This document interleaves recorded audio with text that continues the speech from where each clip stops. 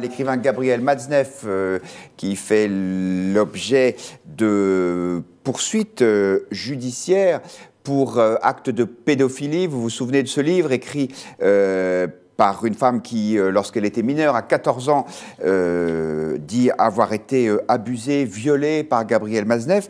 Alors celui-ci est actuellement en Italie, mais nos confrères du New York Times l'ont retrouvé et publié un grand article sur toutes les connexions qu'avait Gabriel Matzneff dans un certain nombre de milieux. Certaines étaient déjà connues, par exemple dans le milieu littéraire. On se souvient qu'il avait eu en 2013 le prix Renaudot.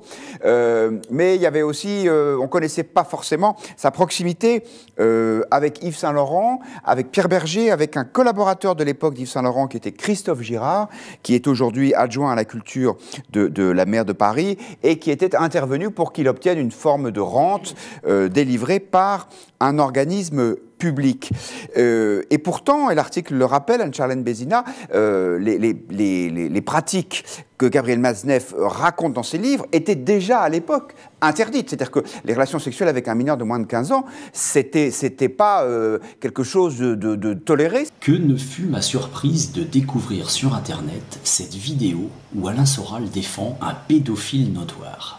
Mais voilà, moi je reste toujours dans un débat de vérité, et en ce moment par exemple je défends Gabriel Matzneff. Je dis je connais Gabriel Matzneff, ce n'est pas une ordure, voilà, je le connais, même si très longtemps dans sa vie, il a aimé avoir des histoires d'amour, des vraies histoires d'amour avec des échanges de lettres d'amour, etc. Parce que je connais sa réalité, parce que j'ai eu une fiancée qui était une ancienne fiancée de Gabriel Matzneff, et qui avait été sa maîtresse quand elle avait 14-15 ans. Alors ça peut paraître choquant. Ah, que c'est beau. Un peu plus Alain Soral nous ferait verser quelques larmes. Les belles histoires d'amour de Gabriel Matzneff avec des mineurs. Pièce. Un communautarisme homosexuel considéré comme un progressisme, qui faisait d'une pratique sexuelle liée à la sodomie, c'est-à-dire aux fesses, quelque chose. Non mais là, qui en faisait d'un seul coup une pratique politique progressiste. Hein, je disais toujours, se faire enculer est une pratique de loisir. Ça n'a rien de politique. Il voulait aller de l'avant. Oui. À la fin des messages qui appelaient à s'attaquer au quartier de la Monnaie, on pouvait lire sur ordre de Gros-Lardon. Gros-Lardon, ce serait le pseudonyme sur les conversations cryptées d'un certain Léo Rivière-Prost. Il a 22 ans, il est l'un des leaders de la mouvance néo-nazie en France. Il a déjà été arrêté, c'était il y a à peu près un an, en marge du match de Coupe du Monde France-Maroc. Voici des photos issues du portable de Léo Rivière-Prost que les enquêteurs ont récupérées.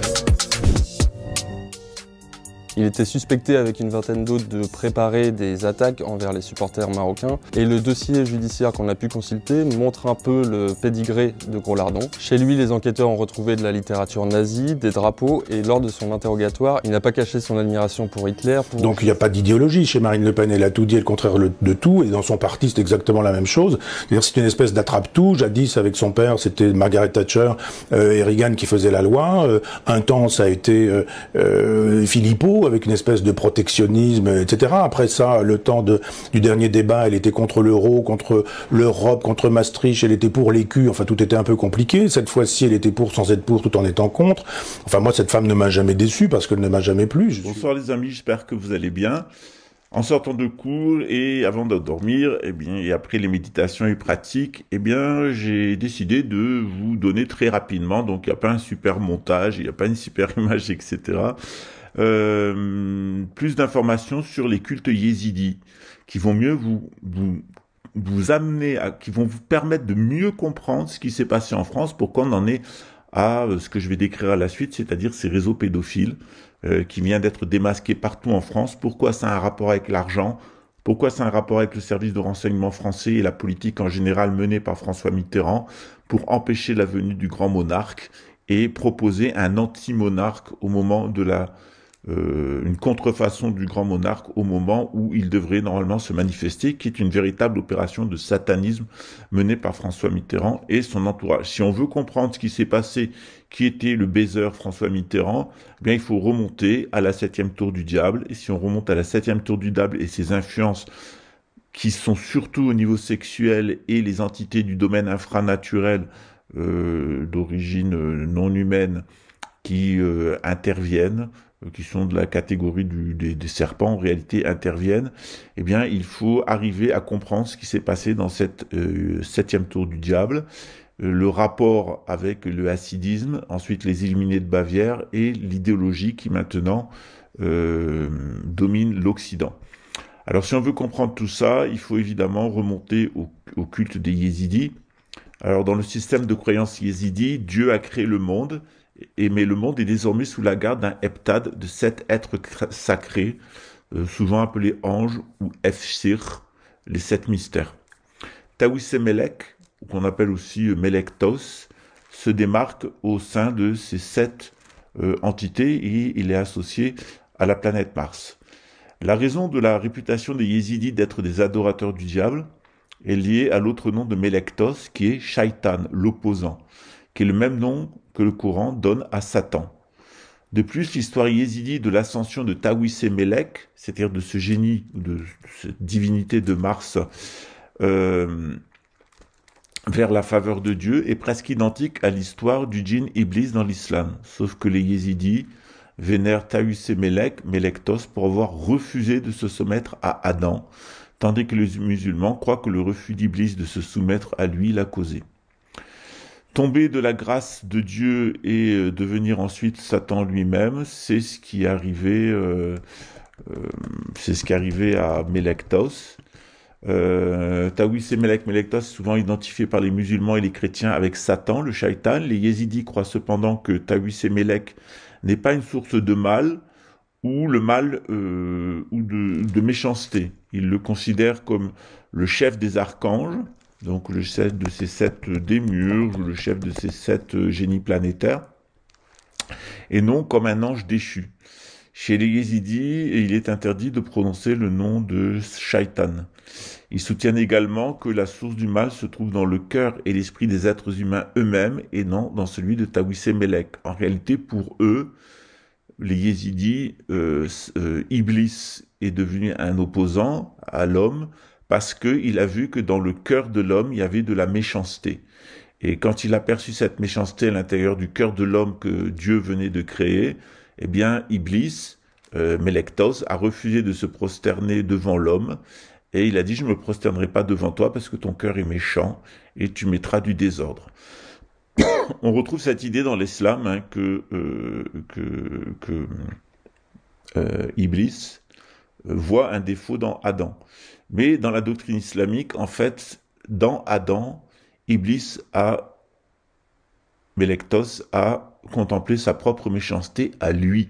C'est-à-dire que Iblis, Melektos, a vu l'homme comme mauvais parce que l'homme a reflété, parce qu'il est le reflet de Dieu, il a servi de miroir à Melektos, et se connaissant en Adam, comme il ne se connaissait pas en Dieu, puisque Adam lui a renvoyé l'image intégrale à lui, Melektos a vu sa méchanceté de cœur, sa déchéance, et il a attribué cette déchéance et cette méchanceté de cœur à l'homme. Ça, c'est la version islamique. Tandis que chez les Yézidis, qui est une secte hétérodoxe, eh bien, ils pensent que réellement, Melektos avait raison et que l'homme a vraiment un défaut dans le cœur. Alors, pour les Yézidis, donc, Melektos est une émanation de Dieu, un ange bienveillant, mais qui par la suite s'est racheté de sa chute dans le domaine matériel et est devenu le démiurge qui a créé le cosmos à partir de l'œuf cosmique. Après s'être repenti de son attitude vis-à-vis d'Adam, et d'avoir fait tomber Adam dans la matérialité et d'être tombé avec Adam dans la matérialité, Melektos pleura pendant 7000 ans. Ses larmes remplissèrent 7 jarres qui éteignirent ensuite les feux de l'enfer au centre de la terre. Donc on considère dans leur culte qu'il y a 7 cercles qui vont vers l'enfer. Au fond de cet enfer, il y a Melektos, et Melektos a pleuré, pour avoir être tombé dans la déchéance et avoir fait tomber Adam, et il a promis de se repentir. Melektos, Melek, donc le nom de Melektos, il est prononcé un peu différemment selon les sectes yézidis, mais c'est Malaktaos ou Malaktaous ou Malaktaous.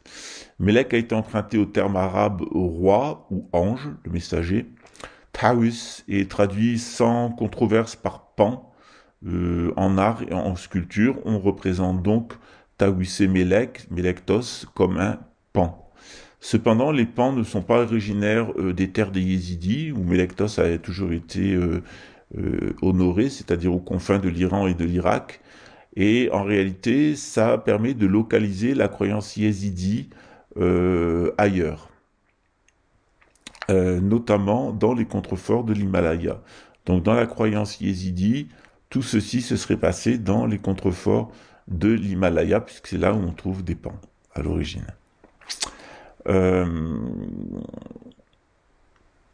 Pour les yézidis, notamment dans le livre des Lumières de Kitté Blackliwé, qui prétend transmettre les paroles de Taouissé Mélek, donc Lucifer, et qui est le cœur de la croyance yézidi, le livre déclare qu'il répartit les responsabilités, les bénédictions et les malheurs comme il l'entend, et qu'il n'appartient pas à la race d'Adam de le remettre en question. C'est-à-dire que Iblis a véritablement, Mélektos a véritablement un pouvoir, que l'homme ne doit pas remettre en cause son pouvoir, qu'il est le prince de ce monde jusqu'au 7e enfer, que c'est lui qui est le gardien de tout le monde, de l'univers dans lequel on est. On retrouve cette idée dans le bouddhisme avec le Mahakala, notamment sous la forme de Mara, qui va venir harceler le Bouddha, et le Bouddha mettre en place un dispositif pour sortir du monde du désir, du monde du Mahakala, du monde de Mara. Qui a proprement parlé le chemin du bouddhisme, qui est un chemin de sortie de ce monde dans lequel on est. Dans le bouddhisme, il y a 6 niveaux de catégories. Chez les yézidis, il y a 7 niveaux, 7 types de catégories, 7 types d'enfers qui sont l'interprétation de ce monde. Chez les yézidis, on a une valorisation de Mélektos, notamment chez le Cheikh Hadi, qui croyait que l'esprit de Taouissi Mélek était le même que le sien, peut-être sous forme de réincarnation. Donc ce cheikh, il a pensé qu'il était la réincarnation, ce cheikh yézidi, la réincarnation de Mélektos. Et on a là encore à nouveau cette idée de métempsychose et cette idée de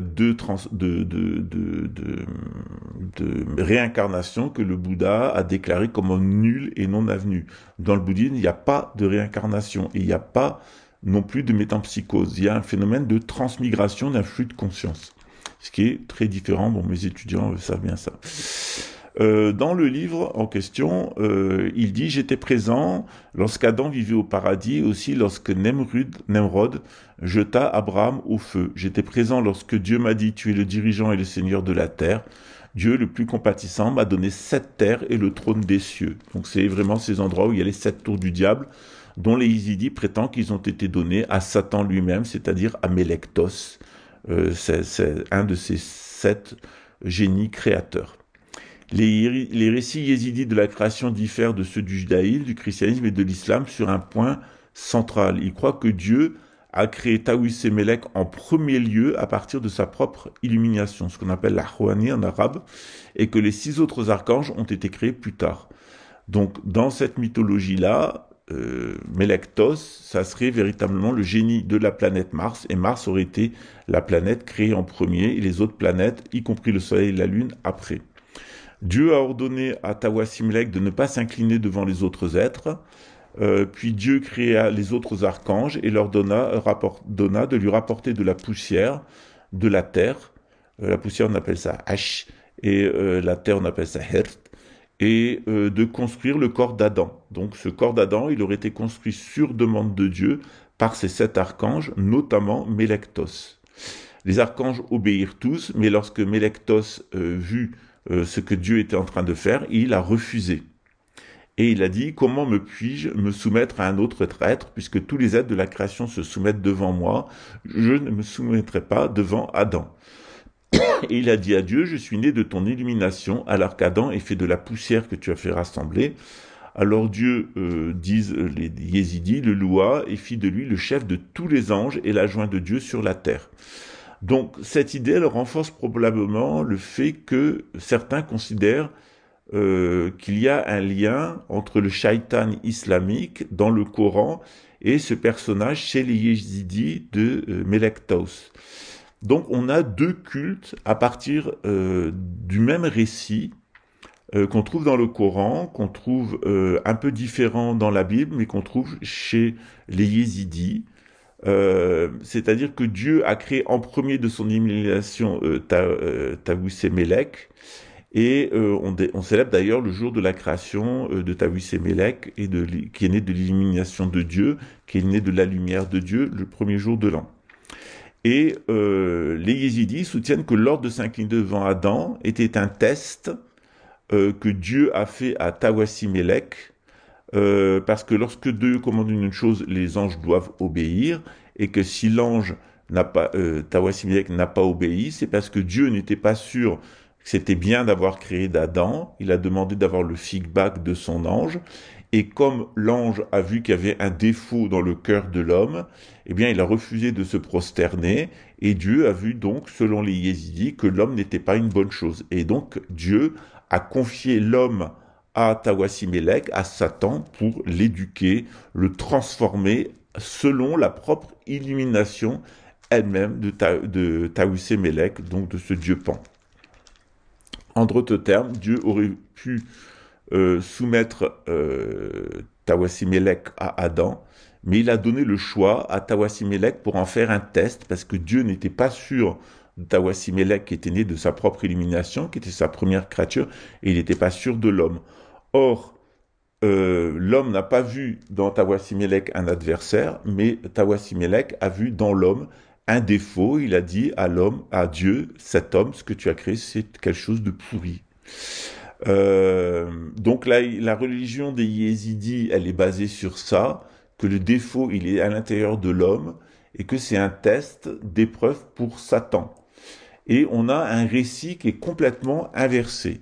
Le problème, c'est que le yazidisme, cette religion des yézidis, elle s'est peu à peu déviée avec des formes de magie, avec une vénération du serpent noir, notamment dans leur culte, avec des rituels de sang. Et puisqu'il y avait le dieu Pan est honoré notamment à travers l'énergie sexuelle, eh bien ce sont des sectes où on s'est mis à commettre non seulement des atrocités sexuelles sur les enfants, mais on s'est mis aussi à les tuer et à les manger. Et le culte yézidi a été donc, qui était devenu complètement pervers, a été persécuté par l'islam.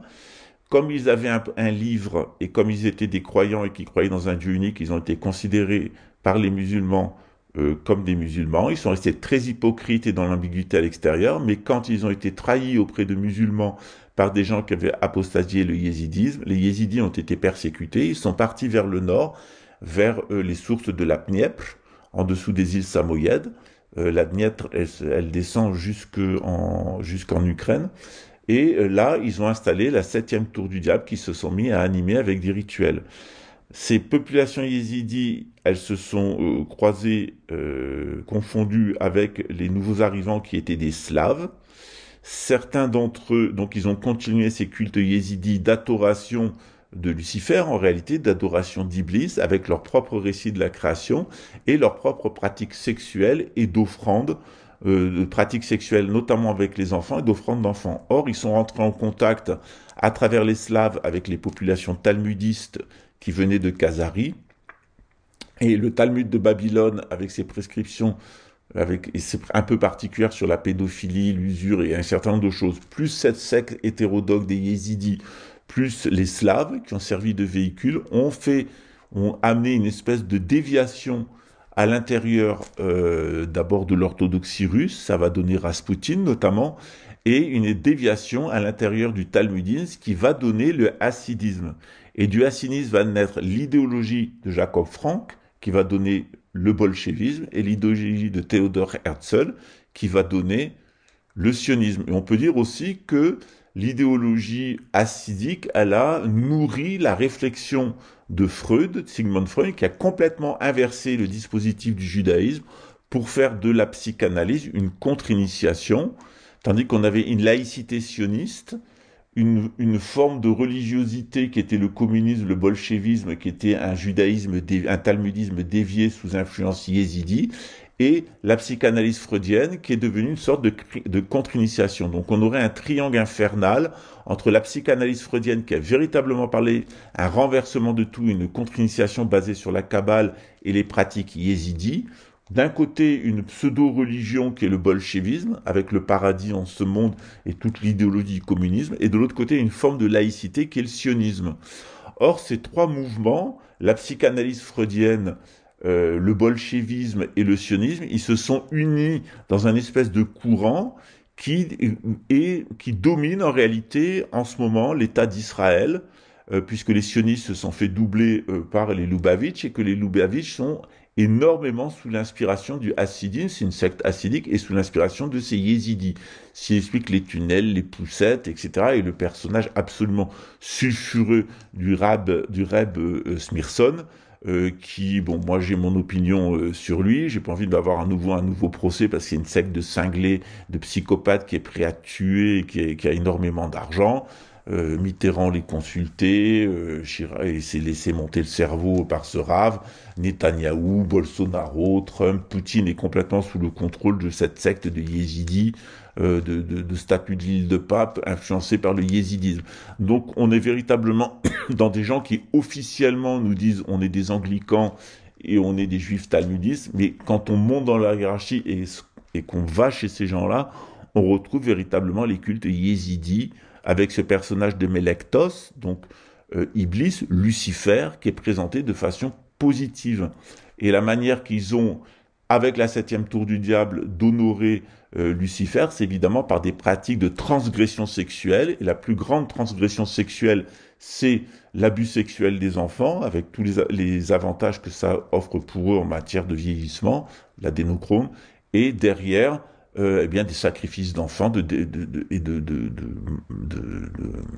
comment dire, ces gens mangent véritablement des enfants. Donc on a retrouvé, à partir de ces cultes yézidis qui étaient déjà une perversion du culte monothéiste, avec un récit de la création qui était un peu bizarre, avec une inversion par rapport au personnage d'Iblis dans le Coran, et du personnage de Satan, du serpent dans la Bible, qui est présenté sur une façon positive. Donc quand Jim Leveilleur répète ce que dit Blavatsky, elle était une slave, c'était une Ukrainienne, mais qui était d'origine yézidi. Elle est allée apprendre la magie noire dans les cimetières du Caire. Elle a formé des gens qui donnent les 4 principales sectes du monde occidental, c'est-à-dire l'anthroposophie de Rudolf Steiner, qui a été un des piliers du nazisme. La Rose-Croix, qui est le pilier de Bush, de Trump et de tout ce que sont les néoconservateurs aux États-Unis. En France, le droit humain, où il y a les Le Pen, où il y a toute une partie de la gauche qui structure véritablement la France. Et pour faire le lien avec tout ça, depuis l'ONU, la Lucifer Trust d'Alice Bailey, qui a théorisé la gouvernance mondiale, la religion unique, le gouvernement des nations, etc., qui a un propos complètement anti-royaliste, anti-monarchiste, anti-traditionnel, avec la proposition d'une contre-initiation. Donc malgré tout le côté séduisant qu'ils peuvent voir derrière ces arletteurs, etc., le noyau de ces gens-là, c'est l'idéologie luciférienne, avec une inversion de sens et de paradigme sur le personnage d'Iblis. Donc ce sont véritablement des gens qui ont une pensée qui est à l'opposé de celle du judaïsme, à l'opposé de celle du christianisme, à l'opposé de celle du Coran, et qui vouent un culte au prince de ce monde, à Satan, sous une forme lumineuse qui est Lucifer. Donc je me suis retrouvé avec un procès pour avoir expliqué que les lucifériens étaient des satanistes, sauf que c'est exactement dans la définition de l'Encyclopædia Universalis. Et dans l'encyclopédie, Encyclopædia Britannica et l'Encyclopédie Universalis. Le luciférianisme, c'est le culte de Satan sous la forme d'un ange de lumière. Donc les lucifériens sont bien des satanistes. Donc la franc-maçonnerie qui voue un culte à Lucifer, ou Alice Bailey qui voue un culte à Lucifer, ou Jim Leveilleur qui dit qu'il est luciférien et qui voue un culte à Lucifer, ce sont bel et bien des satanistes qui adorent le prince de ce monde avec tout ce qu'il y a derrière. Et en particulier, c'est la haine des Juifs, puisque le salut est venu par les Juifs. C'est une falsification du personnage de Jésus qu'on présente comme une réincarnation d'Apollonius de Thyard, ou je sais plus quoi, tout leur délire psychiatrique, dit en télépathie Alice Bailey par les anges ascensionnés. Tu parles d'anges ascensionnés, ouais, c'est pas des anges et ils sont pas ascensionnés à mon avis, c'est plutôt des diables, ils sont bien au sous-sol. Mais ça a l'air de charmer un certain public. Moi, ça me désole de voir... moi, je suis surtout intervenu à cause de la falsification du bouddhisme par Alice Bailey. Pour le reste, les chrétiens se défendront eux-mêmes. J'ai demandé au frère Paul Adrien de faire spécifiquement une vidéo sur Alice Bailey pour avertir le public catholique qu'ils sont gravement mis en erreur par les adeptes de la secte d'Alice Bailey, la Société Arcana, et en particulier une personne qui parle le plus d'Alice Bailey sur Internet, c'est Jim Le Veilleur, Jean-Marc Deparnay, donc de faire une vidéo spécifique, puisque ce sont des dominicains, ils sont spécialistes de la doctrine de la foi, de venir au créneau pour démasquer ces satanistes à forme luciférienne et toute l'idéologie antisémite qu'il y a derrière. De mon côté, moi je me suis occupé de la partie bouddhiste, parce que lorsqu'on est bouddhiste, eh bien d'abord on connaît la vie de Bouddha, on connaît la métaphysique, la cosmologie bouddhiste, on connaît la psychologie bouddhiste, ce qui n'est pas le cas de cet individu qui en plus se permet de me dire que je ne connais rien au bouddhisme parce que le bouddhisme est basé sur la réincarnation. S'il y a quelqu'un qui connaît rien au bouddhisme et qui n'est même pas conscient de qui il est, d'où il vient et de ce qu'il est en train de faire, c'est toi Jean-Marc. Voilà. Donc c'est toujours au royaume des aveugles sont rois, au royaume des aveugles les borgnes sont rois. Et là, on est véritablement dans le cas d'un borgne. Voilà, avec tout le sens que ça a en matière de contre-initiation. Donc voilà pourquoi je suis monté au créneau. Moi, je m'attaque jamais à des personnes, ça m'intéresse pas. Les personnes m'intéressent pas, j'ai aucun intérêt pour les personnes. Ce qui m'intéresse, moi, en tant que religion, c'est de défendre ma religion, qui est le bouddhisme, et de pas l'avoir falsifié. Je suis monté au créneau avec un certain nombre de traducteurs français sur les traductions tibétaines, parce qu'on a des problèmes sur les traductions. C'est pas le cas en Belgique, mais c'est le cas en France à cause du cartésianisme. Et il est pour moi mon devoir en tant que moine bouddhiste, c'est de ne pas laisser raconter n'importe quoi sur les doctrines orientales. Et grâce à ça, grâce à René Guénon, on a vraiment tout ce qu'il faut pour comprendre qu'on est face à une falsification du bouddhisme et face à une falsification du christianisme. Donc j'ai demandé aux dominicains de monter au créneau et de le mettre par terre, et moi de mon côté je l'ai mis par terre. Il m'a foutu au tribunal avec des accusations calomnieuses, des citations découpées, etc. Eh bien j'ai prévenu le roi du Maroc. Il a maintenant une citation, il va être poursuivi au Maroc pour crime de lèse-majesté et il devra rendre des comptes pour toutes ses activités, y compris ses pyramides de Ponzi, devant les juridictions brésiliennes, israéliennes et parisiennes. Il m'a cherché, il va me trouver. Il peut demander à son avocat doyen qu'il a payé une petite fortune avec votre argent et l'argent qui a été volé pour me poursuivre en utilisant un préfet d'origine juive qui casse sa judéité mais qui est lié au réseau pédophile, pédocriminel et sataniste d'être intervenu sur la juge d'instruction. Faire des montages policiers avec même les policiers français n'ont pas voulu contribuer à son histoire. On sait très bien qui y a derrière lui. On a véritablement derrière ce personnage les réseaux satanistes de Marrakech. Cet homme est un sataniste. Ce qu'il diffuse, c'est l'influence luciférienne.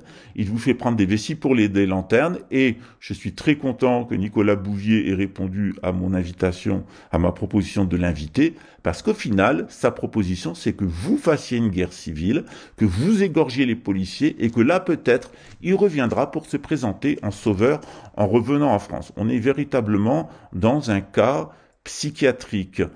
Et si c'était qu'un cas psychiatrique, ça m'inquiéterait pas, parce que bon, c'est un dingue qui dit des conneries. Mais là, on est véritablement dans quelqu'un qui est le fer de lance des réseaux satanistes qui sont liés à la DGSE, qui sont autour de Jean-Marie Le Pen, notamment à Boucher, qui était le principal animateur des réseaux satanistes en France et qui est impliqué dans la profanation du cimetière de Carpentras, lui et des personnes de son entourage. Ne vous laissez pas non plus impressionner par la chaîne Égrégore. Il y a là des gens de l'extrême droite qui sont directement en lien avec le satanisme.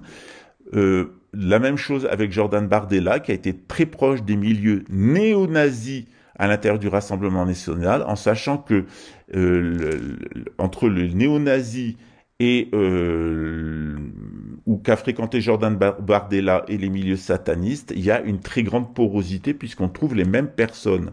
Et que dans les semaines à venir, je ferai pas mal de vidéos pour vous mettre en garde sur le Rassemblement national. Je vous l'ai dit, le Rassemblement national est en France le parti le plus dangereux puisqu'il est directement en lien avec le satanisme et directement en lien avec les réseaux pédosatanistes. On va faire une petite pause et maintenant je vais vous parler du réseau pédosataniste qui vient de tomber à Paris Et dans ce réseau pédosataniste, il y a un ami intime de Jean-Marie Le Pen qui prenait toutes ses vacances d'été chez les Le Pen.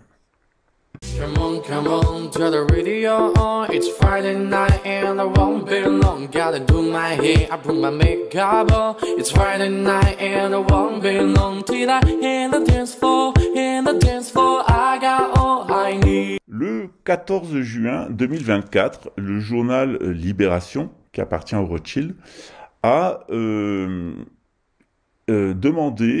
édité un article signé de Anna Summer, sans doute un pseudo, une journaliste, qui a fait d'autres articles qui sont assez bons, qui décrit comment une bande pédocriminelle a sévi pendant des années au cœur de Paris, et que cette bande pédocriminelle était liée à de grands patrons de presse, un avocat de la communauté, un producteur de la communauté dont on a renseigné sur lui, et l'écrivain Gabriel Matzneff, qui est un ami intime de Jean-Marie Le Pen et qui a passé toutes les vacances d'été pendant près de 15 ans avec les Le Pen dans leur résidence secondaire. Donc toutes ces personnes sont mises en cause pour des crimes sexuels commis pendant plusieurs années sur des enfants, notamment la fille adoptive de l'un d'eux. Pour décrire sa vie, parce qu'il s'agit d'elle, Inès Chatin use souvent d'un euphémisme, dont on devine aisément qu'il est une défense pour s'épargner l'indicible. Elle dit « Depuis ma naissance, je n'ai connu que des emmerdes. Qui oserait nommer ainsi les monstruosités dont cette femme de 50 ans a été victime et qu'elle a finalement trouvé la force de révéler qu'aujourd'hui, 40 ans plus tard, longtemps seule sa peau s'exprimait, étalant sur ses avant-bras l'éventail de maladies matérialisant les troubles invisibles dont elle souffrait. Puis les mots ont jailli à mesure que le pouvoir de ceux qu'elle présente comme ses bourreaux s'amenuisait, protégés par François Mitterrand, le Rassemblement national, la gauche et les milieux bien-pensants de Paris. Au fur et à mesure qu'elle s'éloignait du 97, rue du Bac, adresse maudite du 7e arrondissement de Paris, elle commençait à revivre.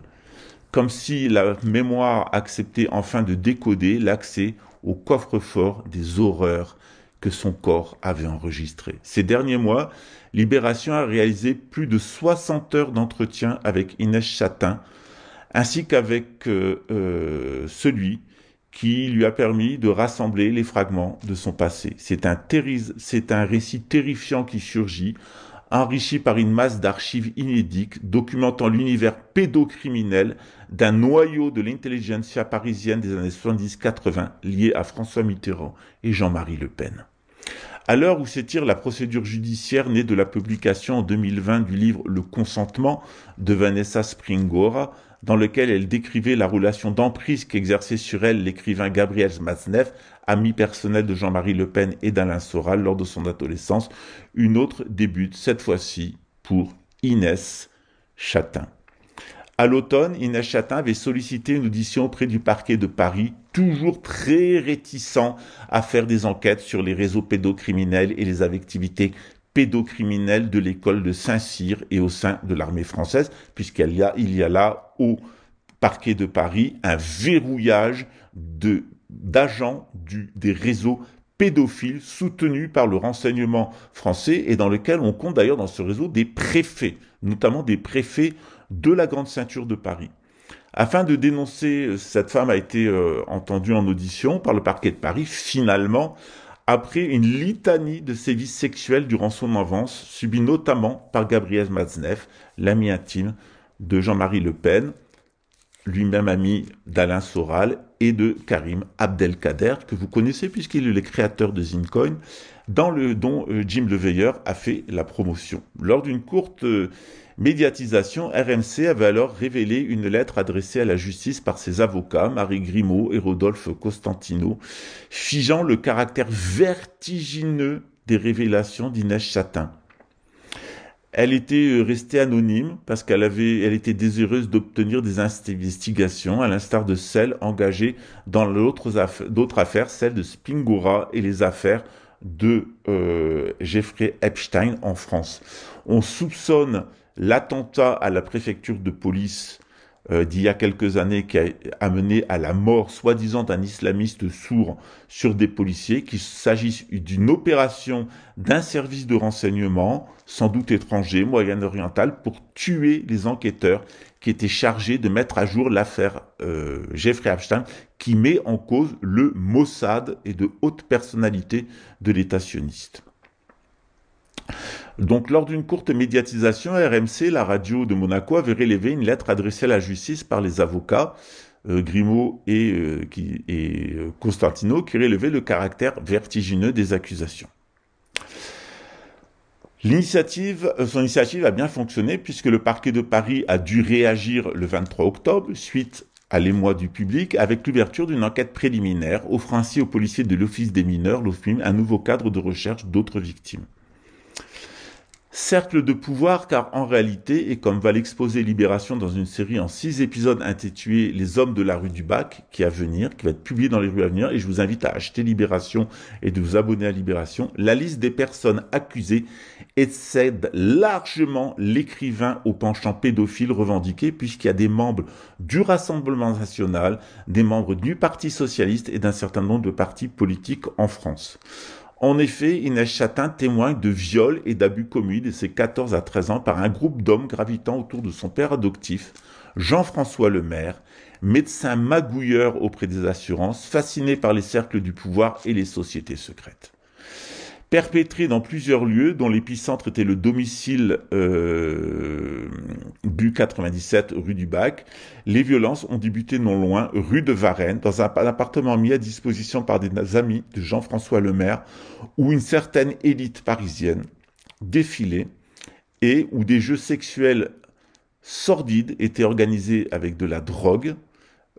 C'est un euphémisme quand on dit de jeux sexuels sordides, puisque ça allait jusqu'à des assassinats et du cannibalisme, ont été réalisés sur des enfants, auxquels ont participé de façon récurrente le fondateur et directeur historique du Point, Claude Imbert, l'écrivain académicien Jean-François Revel, le mari de Claude Sarraute, bien connu, une sioniste bien connue pour participer aux émissions de Rouquier, l'avocat François Gibault, 92 ans aujourd'hui, défenseurs en leur temps de Bokassa et de Kadhafi, Gabriel Maznef lui-même et Jean-François Lemaire, son père adoptif. Lors de ces séances, où ces hommes n'étaient pas forcément tous présents en même temps, plusieurs enfants étaient rassemblés et devaient endurer des pénétrations réalisées tour à tour avec des sexes, mais aussi des objets métalliques.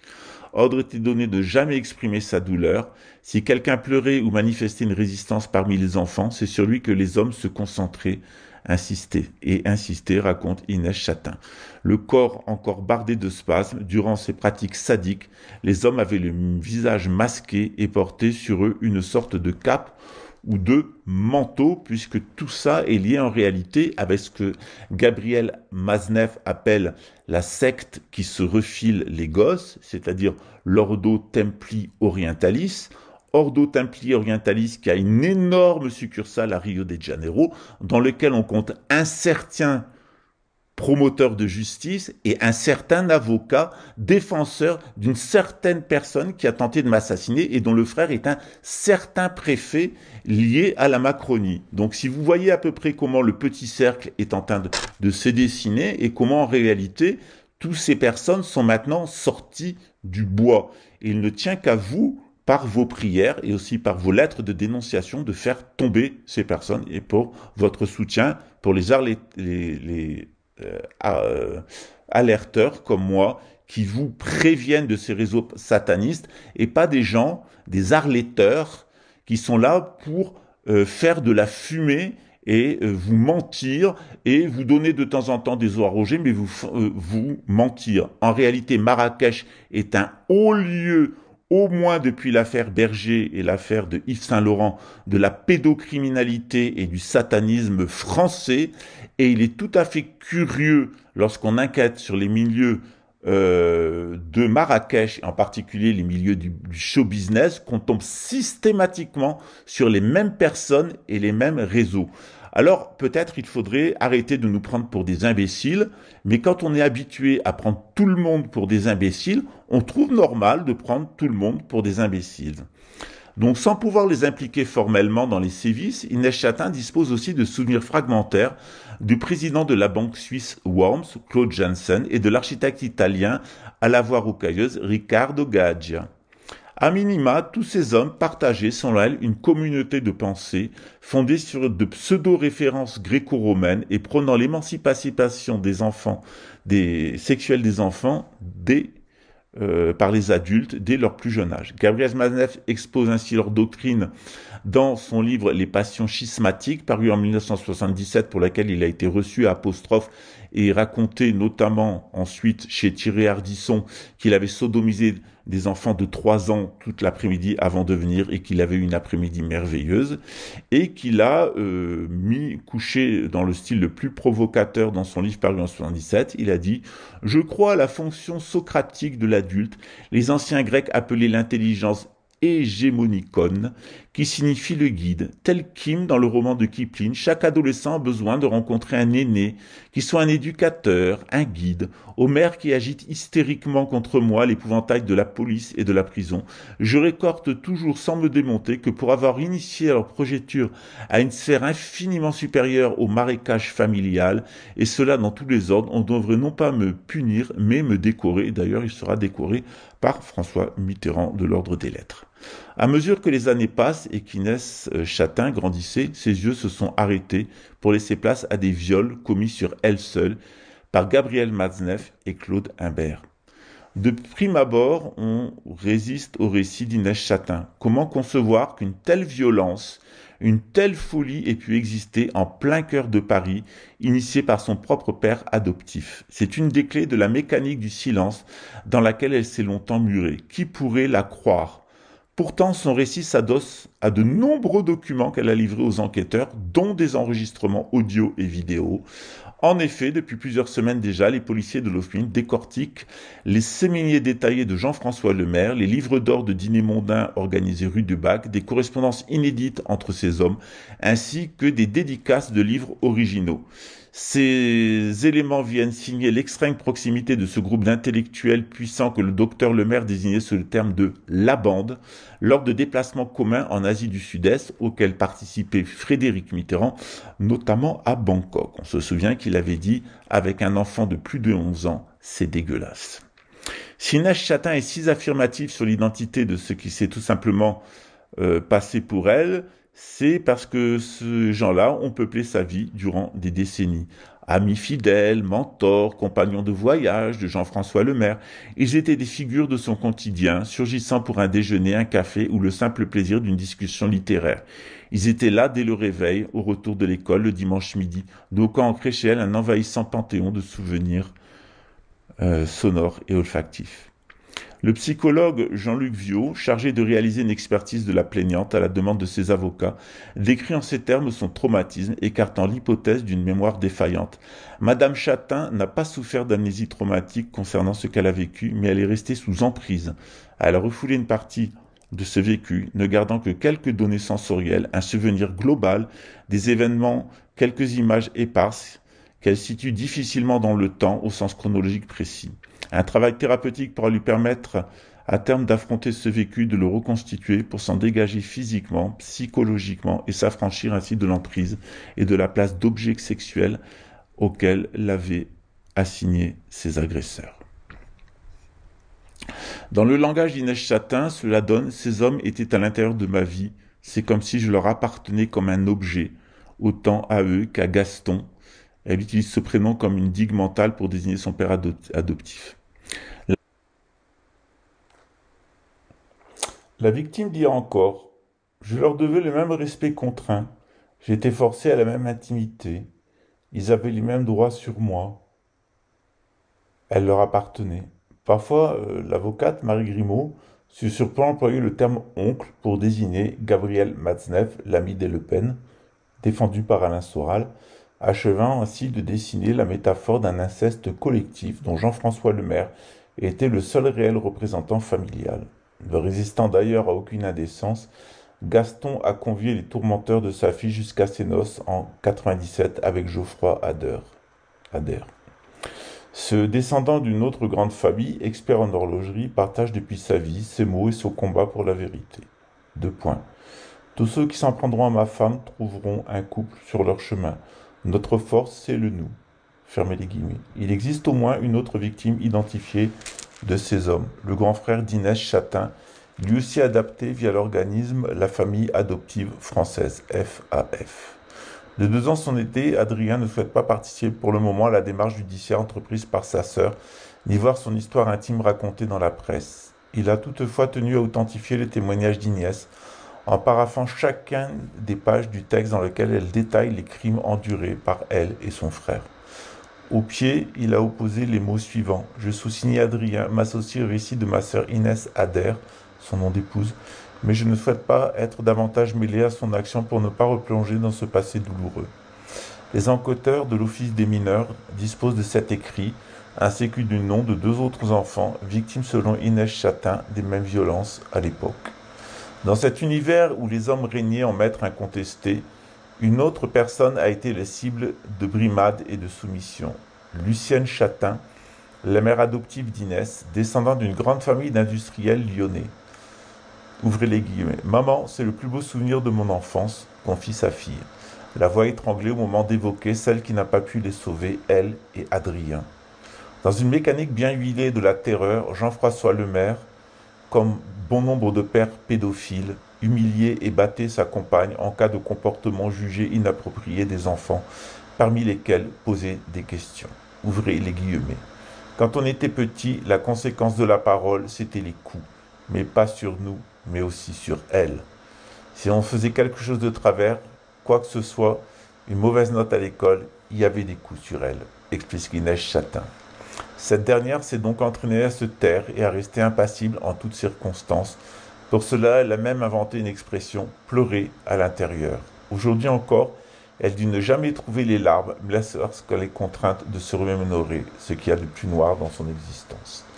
Après des années passées près de Genève, où elle a fondé une famille avec Geoffroy Adair et travaillé comme journaliste et rédactrice dans la communication, Inès Chatin regagne Paris en 2016.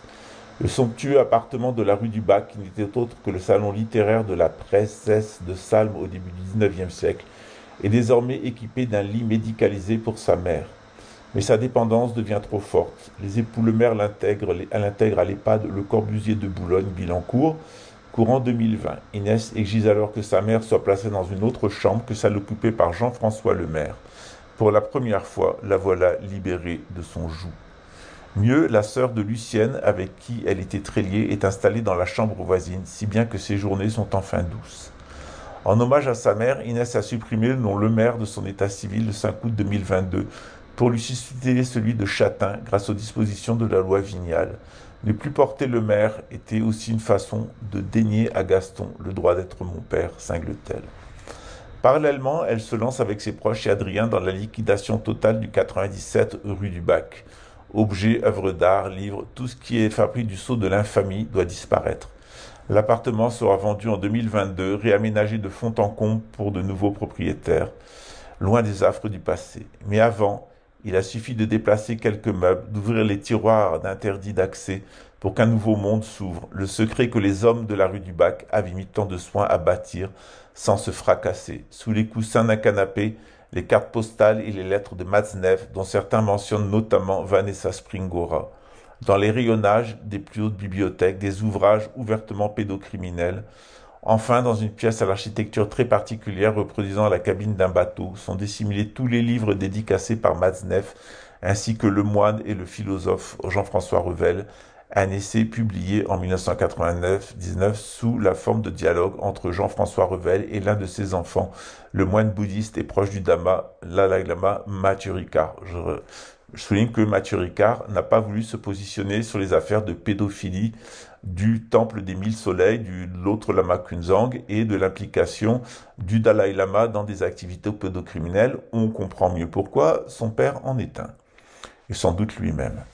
Et puis scotché à l'intérieur du secrétaire personnel de Lucien Chatin, une mystérieuse enveloppe contenant les pages déchirées d'un pornographique sadomasochiste. Sur les images figurent uniquement des hommes masqués de noir et montrés dans des positions obscènes et suggestives. Inès Chatin y perçoit une volonté de sa mère de laisser derrière elle une trace de l'indicible, ce qui va déclencher chez la femme qu'elle est devenue une légitimité nouvelle à poser toutes les questions, y compris les pires. Dans son expertise psychiatrique, le psychologue Jean-Luc Villot use de cette métaphore pour illustrer la mue brutale d'Inès Chatin. Si son existence a longtemps ressemblé à un couloir parsemé de portes fermées, elle allait à présent toutes les ouvrir. Enquêtrice acharnée, c'est là l'autre aspect hors du commun de la vie d'Inès Chatin. À 47 ans, elle va devenir une enquêtrice acharnée de sa propre histoire, allant même jusqu'à interroger et enregistrer son père adoptif à l'EHPAD, qui reconnaîtra son implication dans les crimes, en justifiera le bien fondé et éclaboussera même certains de ses amis. Dans le dédale de la rue du Bac, elle va aussi retrouver les traces de dons effectués par ses parents à l'association de la famille adoptive française. Logiquement, elle en conclut que par cet intermédiaire de cet organisme, qu'elle a échoué dans l'antre du malin, nom donné au 97 rue du Bac par son mari Geoffroy. Avec le concours d'un détective privé, elle va d'abord recomposer le puzzle administratif de son adoption, mais pas seulement la sienne, d'autres enfants qui ont été confiés par cette institution, ainsi que l'ASE en France, au réseau pédocriminel. On passe en particulier à un réseau que j'ai dénoncé moi-même dans le Vaucluse. Elle s'aperçoit qu'il y a de multiples irrégularités dans tous les dossiers, des familles qui ne devraient pas adopter, qui adoptent, des femmes qui se retrouvent chargées de l'éducation par l'enfant par l'ASE, alors qu'elles ne sont pas mariées et n'ont jamais été mères. Comme le démontrera Libération dans l'épisode suivant de cette série, le FAS a laissé prospérer en son sein, au début des années 70, une filière parallèle de recueil d'enfants abandonnés. Inès Chatin est passée par ce circuit détourné, arrivant chez les époux le maire de façon particulièrement nébuleuse. Aujourd'hui, l'une des questions essentielles à ses yeux est justement de savoir si elle a été sélectionnée à dessein par Gaston, et oui, sur quels critères. Le fait qu'Inès Chatin soit métisse n'a jamais été neutre dans les sévices sexuels qu'elle a subis. Lors des viols, Gabriel Maznev semblait même se repaître de cette caractéristique physique, puisqu'il a surnommé « ma petite chose exotique, ma petite négresse ». Vient son réseau tentaculaire. Le docteur Lemaire a-t-il pu s'arroger des enfants dont la destinée était de subir des crimes sexuels par tout un réseau de francs-maçons parisiens et dans l'intégralité du territoire français avec des antennes à l'étranger. Les premières recherches entreprises par l'enquêtrice privée permettent de constater la présence du nom de François Gibault, qu'elle met en cause comme agresseur sur une copie de son jugement d'Abdot Magazine daté du 2 mars 2000. L'avocat, qui était aussi le conseil permanent de son père adoptif, est-il la preuve vivante, l'impensable trait d'union entre les drames de sa vie? Contacté par Libération, François Gibault a répondu via une lettre envoyée par son conseil, Jérémy Assous. Il y assure n'avoir jamais assisté au moindre acte criminel et n'aurait pas manqué, si ça a été le cas, d'y mettre un terme et de les dénoncer immédiatement aux autorités.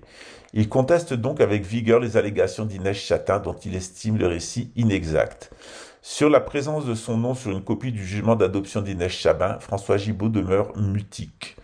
Joint également, Gabriel Maznev, toujours libre, n'a pas donné suite. La famille Imbert a réagi, elle, par la voix du fils de Claude, l'avocat Jean-Luc Imbert.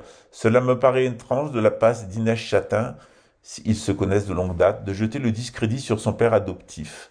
Pour autant que je sache, Jean-François Lemaire et son épouse se sont magnifiquement occupés d'elle. Quant à mon père, il aimait les femmes, mais pas les petites filles. On est dans l'époque MeToo, c'est notre macartisme, dit-il. Après publication de notre enquête, Jean-Luc Imbert précise « Il va de soi que je ne puis qu'ajouter que si les faits rapportés sont des actes, je persiste à vouloir douter. J'en suis accablé, évidemment profondément désolé pour Inès, ne me doutant pas une seconde de l'éventualité que mon père, comme ceux que je connaissais parmi les personnes citées, puisse s'égarer dans de tels comportements aussi abjects qu'inadmissibles. » Enfin, les enfants de Jean-François Revel, Yves et Mathieu Ricard, le moine bouddhiste, ainsi que Nicolas Revel, nous ont fait parvenir la déclaration suivante. Le récit d'Inès Chatin faisait état de la participation présumée de notre père Jean-François Revel à des actes d'agression sexuelle sur les mineurs, constitue pour nous un choc immense. Face à la gravité des accusations portées, nous souhaitons que la justice qui a été saisie puisse établir ce qui s'est réellement passé, quand bien même ces faits remonteraient à plus de 40 ans et impliqueraient de nombreuses personnes, pour beaucoup disparues. C'est l'attente de la victime qui a déposé plainte et dont nous ne doutons d'aucune manière de la sincérité et de la douleur. C'est ainsi notre attente, car ces accusations nous plongent dans une incrédulité d'autant plus profonde qu'elles concernent un homme, notre père, dont nous ne savons de sa personnalité comme de son comportement tout au long de sa vie, se situe aux antipodes des actes monstrueux qui lui sont prêtés. Interrompre la reproduction. Le 14 décembre, l'audition de dépôt de plainte devant l'Office des mineurs fut un premier Everest pour Inès Chatin. Jusqu'au dernier moment, j'ai pensé ne pas y arriver, dit-elle. Puis j'ai vu les gardes qui surveillaient le bâtiment avec des pistolets mitrailleurs, et là je me suis dit c'est bon, je suis en sécurité et je peux enfin raconter tout ce qu'ils m'ont fait. Durant plus de 7 heures, elle pave son récit de détails précis qui ont retenu l'attention des policiers. À l'égard de ses agresseurs, Inès Chatin n'exprime aucun désir de vengeance. Elle sait le doute. De toute façon que Claude Imbert, Jean-François Revel et Gaston, morts il y a quelques années, se sont déjà échappés des griffes de la justice. Pour les vivants, elle dit « aller en prison n'aurait plus aucun sens. Je veux que la justice les confronte à la gravité de leurs actes. S'en prendre à des enfants est inqualifiable. » Surtout, elle souhaite agir pour interrompre la reproduction des comportements pédocriminels à l'intérieur des familles elles-mêmes, être un grain de sable comme a pu l'être Camille Kouchner avec la famille Grandet. Ce livre, Autopsie de l'inceste commis sur son frère par son beau-père Olivier Duhamel, a bouleversé Inès Chatin et l'a convaincue de poursuivre sa quête. Parler, c'est vivre en paix. Aujourd'hui encore, elle affirme entendre des propos invoquant la permissivité des Grecs et des Romains dans les dîners de la haute société conservatrice. Peu ou prou, les mêmes que ceux réitérés par Jean-François Lemaire, parfaitement froid et lucide avec son ami Gabriel Matzneff lors de leurs entretiens enregistrés dans l'EHPAD en 2021. Il disait, j'ouvre les guillemets, si l'adolescent sait qu'il se soumet à des règles condamnées pour la société, mais qui apportent finalement une certaine jouissance, eh bien pourquoi pas? Vous pourrez retrouver cet article de Libération et d'Apart TV dans le lien qui est mis dans la description. L'article de Libération, il est très long. Je vais vous mettre la référence en dessous. La journaliste de Libération indique qu'il va avoir 8 articles. J'ai pris contact avec elle pour donner les informations que j'avais sur la secte de Marrakech, sur la secte de Rio de Janeiro et sur la secte de Seine-Saint-Denis, où trempent des agents de la DGSE, notamment Stéphane Clavel, agent de la DGSE au Brésil, et un certain nombre de personnes peu recommandables qui ont activé un véritable réseau pédocriminel à l'intérieur de la police et de la justice pour protéger le frère d'un des participants à ces soirées de partouze et d'atrocités contre les enfants parisiennes. Donc on est exactement dans le cœur du débat. Voilà à qui vous avez affaire de misérables hommes, tout juste capables de vivre d'arnaques financières et de l'argent de l'État et des autres, se donnant des grands titres ronflants de guides et d'éveilleurs et d'initiateurs qui sont en réalité de misérables pédophiles, de misérables individus, tout juste capables de se cacher derrière des façades et des titres ronflants et des cordons maçonniques pour cacher une seule chose, c'est qu'ils sont des détraqués sexuels. Ces détraqués sexuels sont les amis de Jordan Bardella, ces détraqués sexuels sont les amis de Jean-Marie Le Pen et de Marine Le Pen, et ils sont aussi les amis de François Mitterrand et d'un certain nombre de personnes qui sont toujours au Parti socialiste. Il serait grand temps que les Français arrêtent de voter, reconnaissent la souveraineté de Dieu, rétablissent la noblesse dans notre rôle traditionnel. On n'a jamais accepté ça du temps de l'Ancien Régime. On a eu un seul cas, le cas de Gilles de Rais, qui a donné d'ailleurs le roman Robert le Diable. Ça a ému toute la Normandie, puisque ce réseau pédocriminel s'était installé depuis la Normandie, pas très loin d'ailleurs du lieu de naissance d'une certaine personne. Voilà, il y a véritablement une filière pédophile. Cette filière pédophile, elle avait comme quartier général Paris et elle avait comme résidence secondaire Marrakech. Ça sera à vous de juger en fonction des décisions de justice, de savoir et de comprendre pourquoi j'ai été harcelé par la DGSE, pourquoi ils ont envoyé ces personnes-là à l'intérieur de mon éco-village pour tenter de me détruire et détruire ma famille et m'envoyer en prison pour me faire taire, que ce pays soit nettoyé de cette gangrène qui rend un culte à Lucifer. Bonne soirée.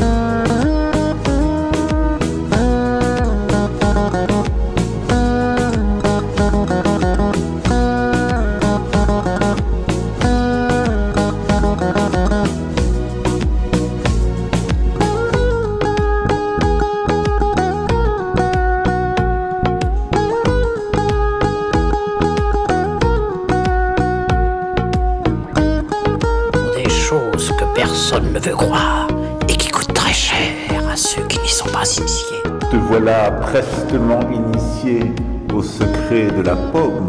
En feras-tu bon usage ?